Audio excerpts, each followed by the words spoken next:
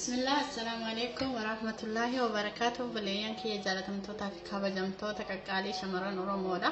Akkam jirtan baga jiraattan bakka jirtanitti rabbiin isin wajji haa jiraatu.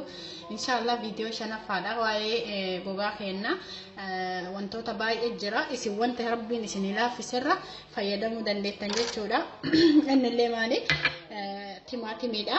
Timaatimiin gogaa keenya qaama keenya fuula tahee harka tahee qaama keenya guutu faayidaa inni qabu fi akkasumas wantoota isaatti dabalamuudha.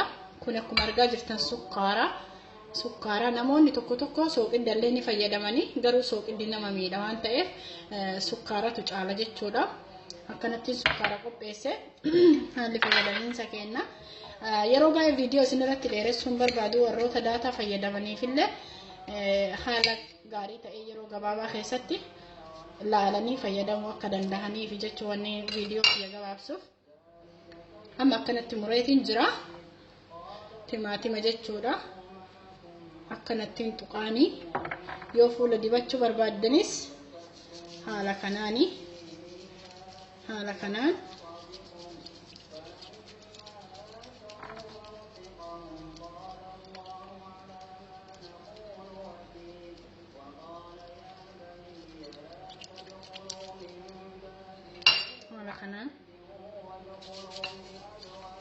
maaliif jennaan sukkaaraa fi timaatimii walitti dabalamee qaama keenya bareechisa jechuudha. Haala kanaan dibattanii yeroo raahaa qabdanitti irra tursiiftu. Yeroo irra tursiiftan hirriidanii kana booda yeroo dhiqattan harka kiyya amma kanaafi yoo kanaan mol biratti booda laale tokko miti jechuudha. Kuni sirriitti bareeda jechuudha. Ni ifa. Yeroo hedduu fayyadamuun immoo dirqama keenya jechuudha. Haala kanaanii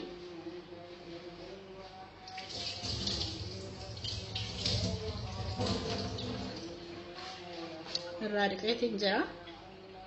Ni beeksisaa harka kun xiqqoo ni ifa. Osoo irra tursiise sirriitti bareeda jechuudha. Fayyadama. Baarakallahu fiikum wa jazaakumullahu khairan.